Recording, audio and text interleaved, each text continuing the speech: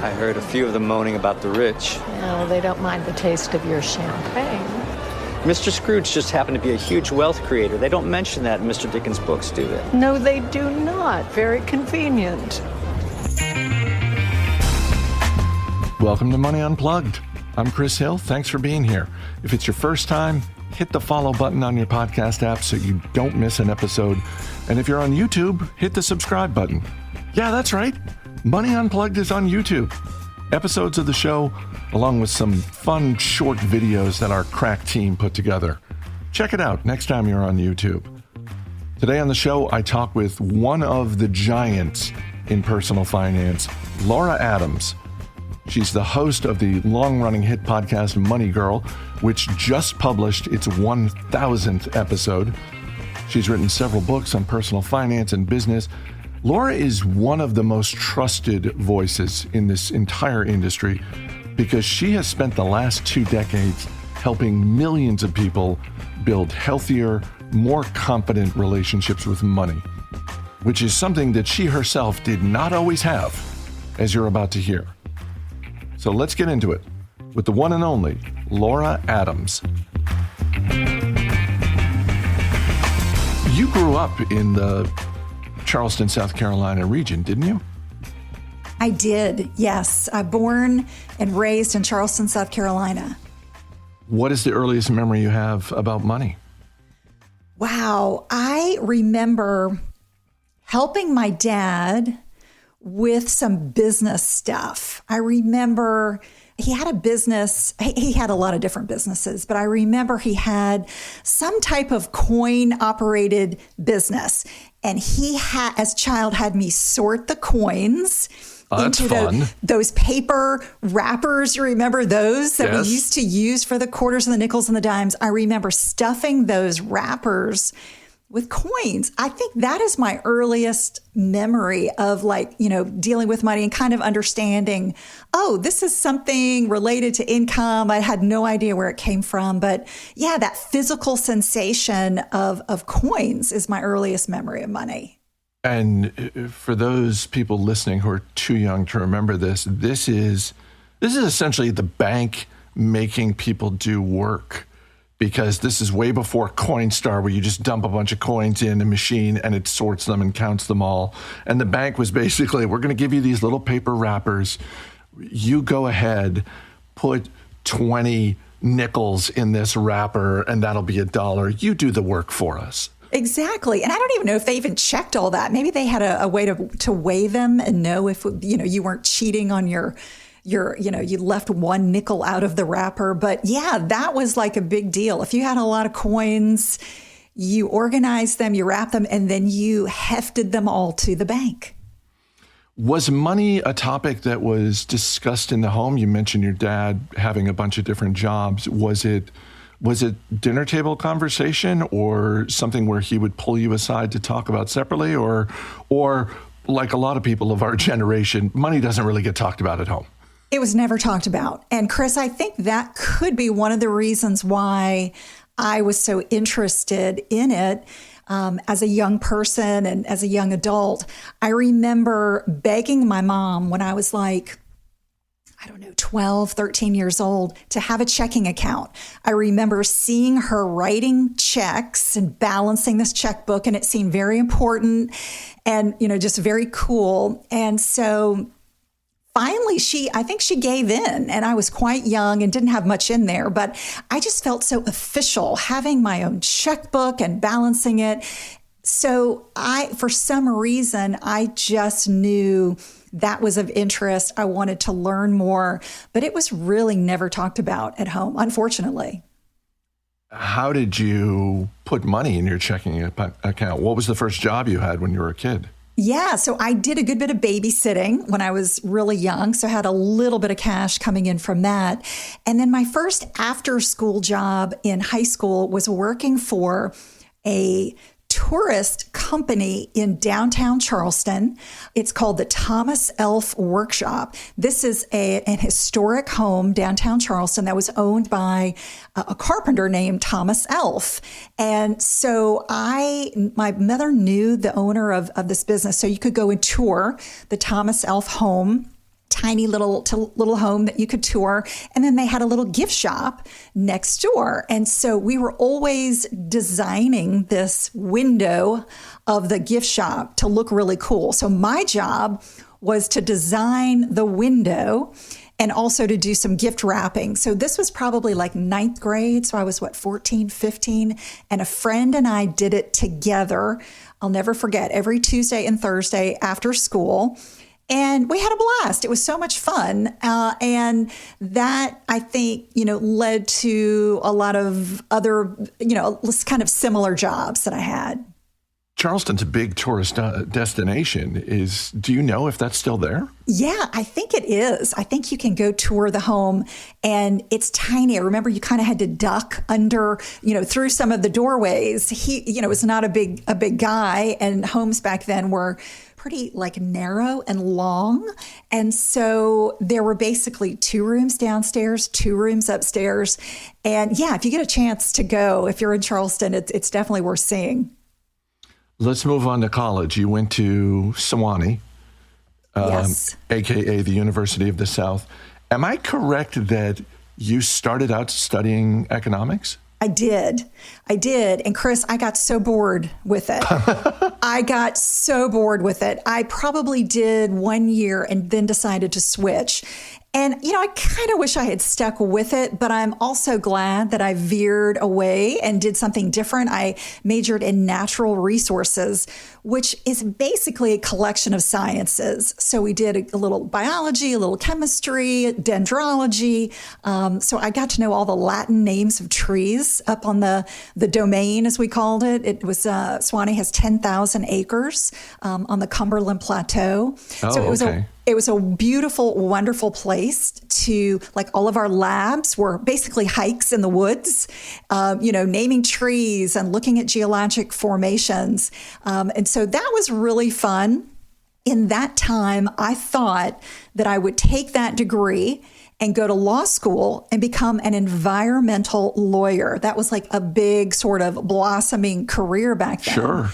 And I got out of school and realized that I really had no interest in going to law school. I thought, I'll take a little time off. I'll work. We'll see what happens. And I just kept gravitating toward accounting jobs, money job, anything financial. I kept gravitating there. And so I eventually went and got my MBA. But I have never done anything with that natural resources degree. But nonetheless, it was a liberal arts education. And, I'm really glad that I got that sort of broad exposure at that time. So before we get into your career in money, let me ask about the law school, because this is something that's come up a bunch of times on this show, and it's the notion of law school being something that you can fall back on. I've talked with guests who went to law school. They're not lawyers now, but part of the argument that they made to themselves or their parents made to them was, well, you can fall back on a law degree. Did your parents have any type of conversation with you like that? Because, there is something to be said for that. Yeah, my dad did. He really thought that I was supposed to be a corporate lawyer. That was his kind of dream for me. And I couldn't think of anything more boring. I really couldn't. And so, and he even would try to bribe me a little bit. Okay, you do this, I'll buy you any car you want. And I was still Dad, I still have no interest in going to law school. I'm really happy that, you think that's what I should do. But I was pretty adamant that that was not going to be my path. And, looking back, I could see why he maybe thought that. Maybe he thought that I, had the discipline and was rigorous enough to do it. And I'm sure if I had gone that path, things would have worked out fine. But I was just really headstrong that I wanted to get out in the world and sort of feel my way and figure out where I was supposed to be. And I think, that's always something that I encourage young people to do. We have so many options, and sometimes you just have to figure out what you don't want to do in order to figure out what you do want to do. So, that was kind of my take on it. I need some experience. I need some real world experience before I invest a lot of time and a lot of money into this additional education. So that's where I was going to go next. Is an MBA is a useful degree. It also takes time and money. So was there a tipping point for you when, you've been out of college for a little while, you've been working different jobs, you're gravitating towards money? What was it that made you say, this is going to be worth it for me to invest the time and the money it was the University of Florida, wasn't it? Yes. And that's a really great question. I don't know what the tipping point was, but I do remember thinking, and that at that time, my husband and I also had been in business for ourselves for quite a while. And then we had actually even sold the business that we had started and grown. And my thought was, if there's more to know about business, I need to know about it. Like, I had a lot of real world experience, but I thought, if there's this whole degree about business administration, there's something there that I need to know. And it's interesting. Part of it was very boring and I had already knew it, but a lot of it I didn't like the legal stuff. That part of it was very interesting to me. That kind of filled a gap that I didn't have. I had been doing a lot of marketing in work, so that piece of it felt very comfortable, but there definitely were bits and pieces of it that I was able to absorb. Also, Chris, my company that I was working for said they would pay for a portion of the degree. There we go. If I could prove to them that certain courses were applicable to my job, which was marketing at the time, they said, okay, we'll pay for those courses. And it ended up being about a third of it. I think the whole degree was like $24,000 and they paid like $8,000 of that degree. So that to me was like, hey, sure, if they're willing to pick some of that up. So I was working full time and I did a professional weekend program, which was pretty brutal because I was also traveling for work. Right. You have no life. Yeah, no life. And, when I was sitting in a hotel for work, I was studying. And so it actually kind of worked out. If I was on a plane or I was in a hotel, I was able to get some studying done. And so we would go for an entire weekend. And that weekend was basically a month's worth of courses in 2 days. So we were literally sitting in class from 7 in the morning until 7 at night, all day Saturday, and all day Sunday. And then you were turned out with a ton of work and stuff to do, projects to do with your team. We were in teams of 4, and you just had to communicate with your team. And this was even like before Zoom and, was a thing. So we were just on like these bridge conference calls with each other trying to get projects done. It was really actually a lot of fun. Let me go back to something you mentioned earlier with your husband. I'm curious, what is the business that you and your husband had and then sold? Yeah, so we had a floor covering business in Central Florida. So all things wood flooring, carpet. We basically bought a business that was struggling. And it was from a friend of ours who was getting out of the business. He was leaving the state and basically had this business that was doing okay. He was not a great business person, but yet he was still doing well with this business and he was looking for a buyer. And my husband said, I think we could take this business over, build it up. And, if it's not something we want to do forever, probably flip it. And that's exactly what we did. And so we knew nothing about flooring, but we knew a lot about business. We knew a lot about the administrative side of it. And we're able to just kind of learn what we needed to from installers and other experts, sales representatives in the field. So that was an incredible opportunity. And so I think we had the business about 4 years and decided that retail was just not for us. And so we sold it to a fantastic couple that took it over and grew the business and are still in that business today. I love that you and your husband didn't know anything about flooring, but you knew your friend well enough to know, I'm pretty sure we can do this better than he's been running it.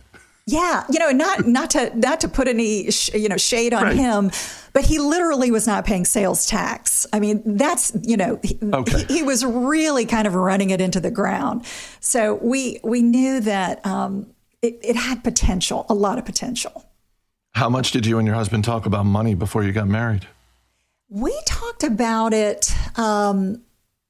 We talked about it a good bit. I'm trying to remember if there were any specific conversations. I mean, we were both, very poor when we got married, so there maybe wasn't a lot to talk about. I do remember that when we got married, my husband was shocked by the number of shoes that I owned.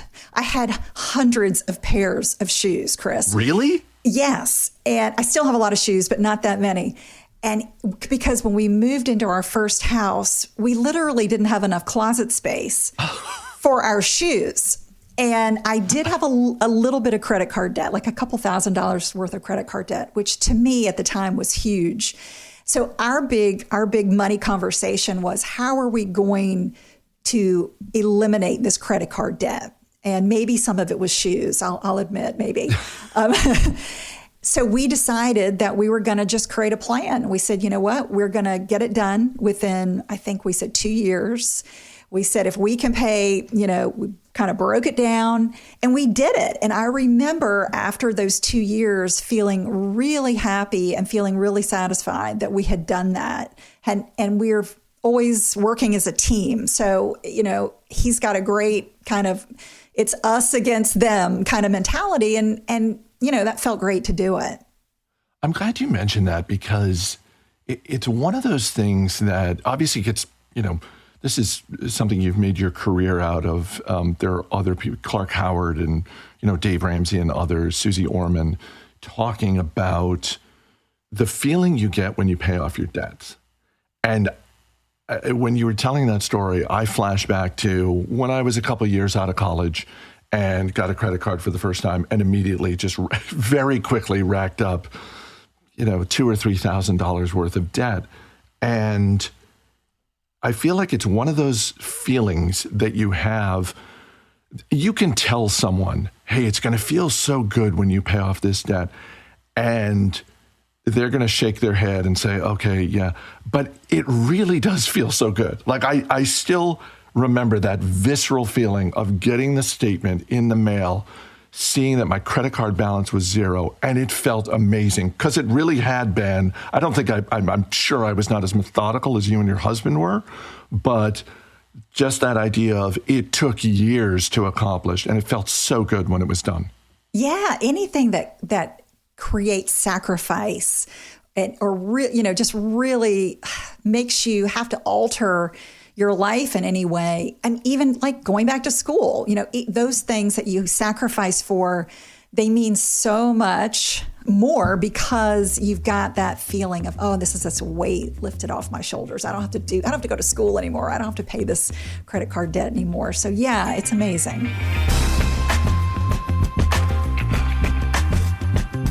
If you're an investor looking for an edge, check out Ticker. With Ticker, you get access to the same kind of data the Wall Street pros use, but Ticker makes it simple enough for everyday investors like you and me. You go to Ticker, type in the name of a public company, and boom, you will instantly see years of financials, insider trades, analyst forecasts, all in one place, and you can try it for free when you go to ticker.com/unplugged. Discover for yourself what 500,000 investors already know, that using Ticker is like having your own personal Bloomberg terminal without paying $30,000 a year for it. Ticker gives you an easy way to get investing ideas and learn from the best, because one more way you can use it is to track big-name money managers to see what they are buying and selling. Save time and try it for free when you go to ticker.com/unplugged. That's TIKR.com/unplugged. It is the cleanest, easiest way to look deeper into any stock and see what the pros are doing. All right, let's get back to Laura.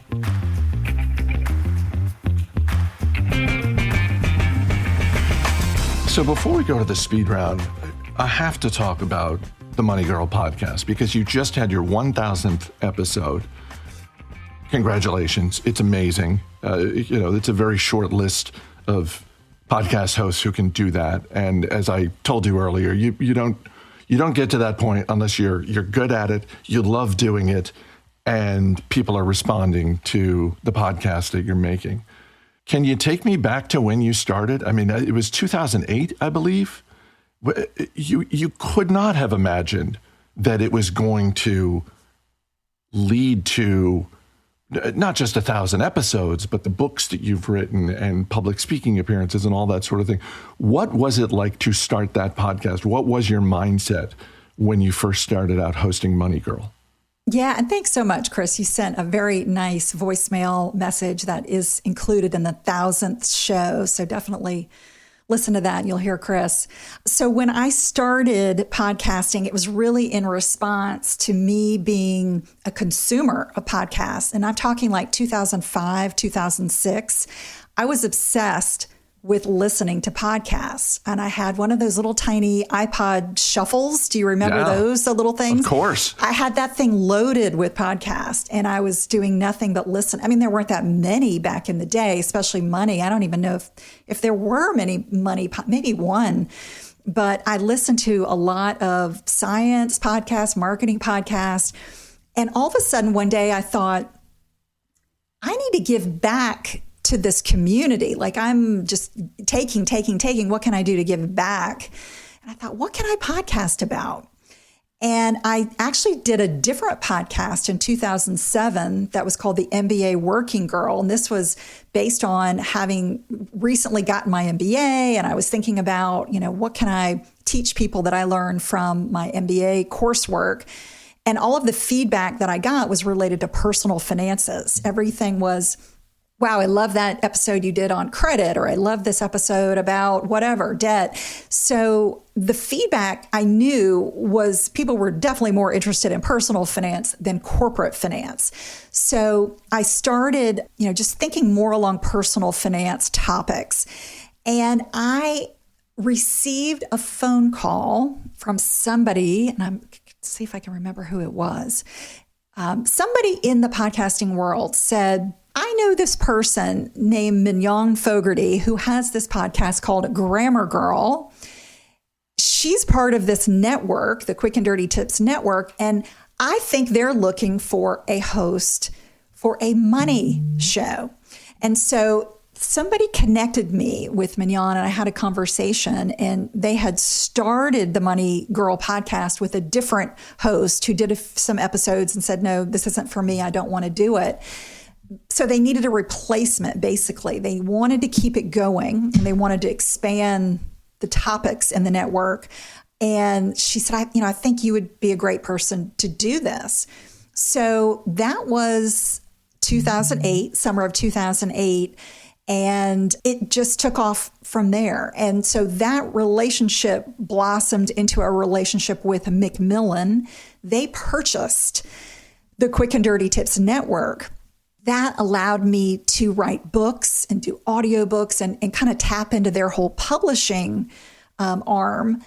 And that just opened up more opportunities for speaking. And like you said, and really just, doing media, promoting the books got me interested in doing media as a spokesperson. So that's kind of how it all started. All right, let's go to the speed round. What is a thing you have bought that makes you happy? And is it a pair of shoes? It's close. It's probably a handbag, like a designer handbag. But Chris, I'm going to tell you this. I will still buy a thrifted designer handbag. So, as much as I would love to say, oh, sure, I'll go out and spend thousands of dollars on a brand new handbag, I really wouldn't. I would thrift. I would get a secondhand handbag. So that's still my idea of a splurge, even thrifted. Have you ever made a purchase you regret that you still think about?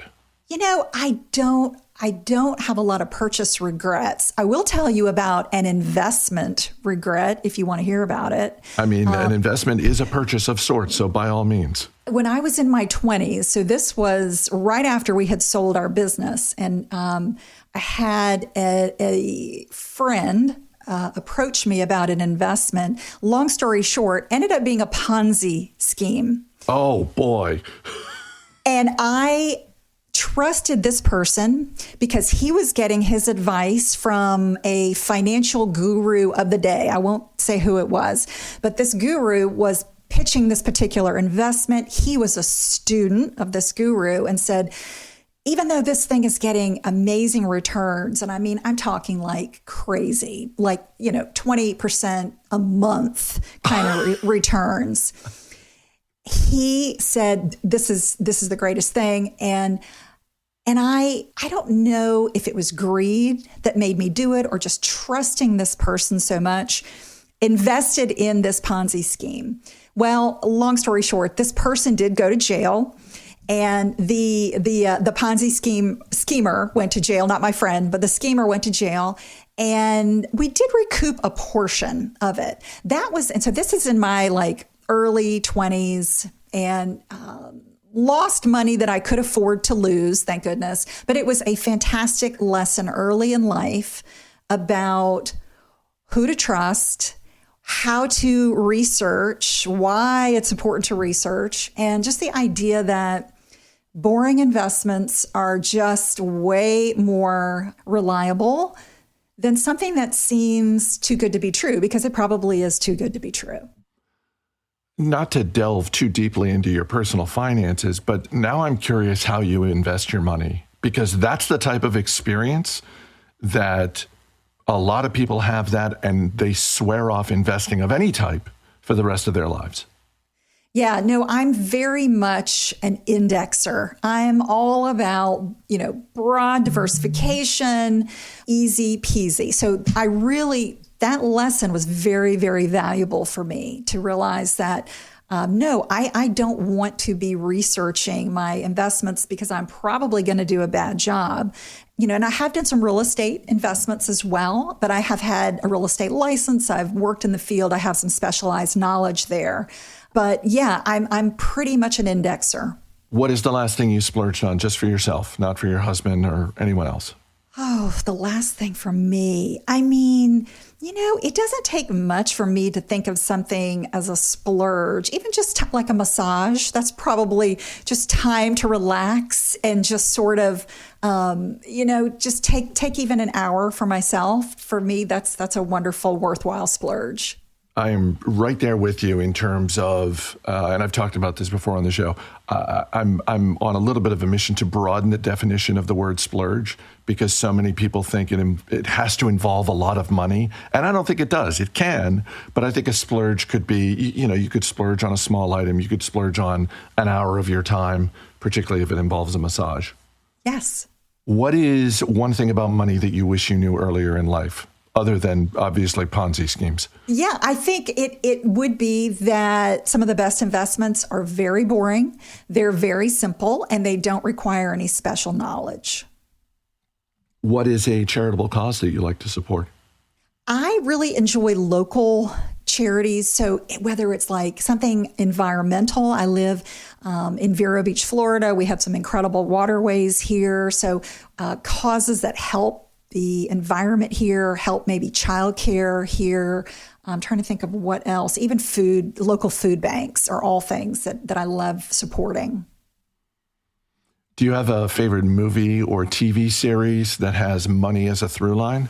Yeah, I was recently listening to an interview with Brian Cox, the actor who was in Succession, the HBO series Succession. Mm-hmm. And it's not specifically about money, but it follows, you probably know the story of this family that is in the media, a media family. And so I really enjoyed that series a ton.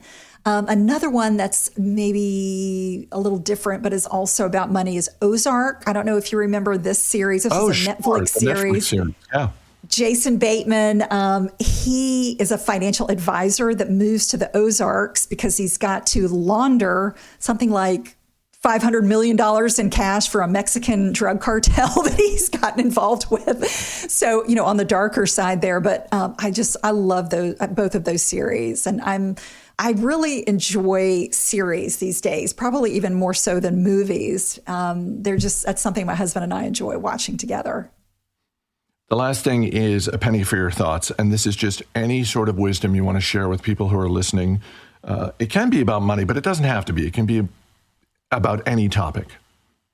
Yeah, I think, when we think about life stages, it is sometimes the money rules that you're told when you're young, maybe don't apply as you get older, maybe, approach retirement.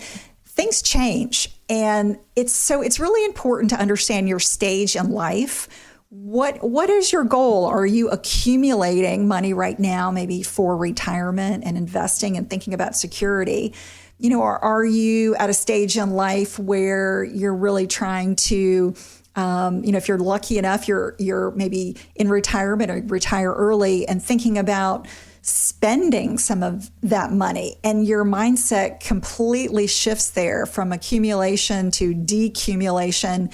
Can be really difficult for a lot of people, and tapping into other people who are in your same sort of mindset and trying to just get advice that's suitable for your life and your stage is super important. So if you're in your 20s and you're just starting out, what's best for you is not going to be what's best for somebody in their 60s. So I think we always say personal finance is personal, and that's because it's really unique depending on your age, your goals, the things you want to accomplish. So there are rules, but at the same time, there are no rules. We all have to do what's best for us. So I would say just trying to figure out what your goals are. That's hard. That's not easy. And so if you can do that, then you're kind of at the point where you can get the best advice that's right for you. There you go.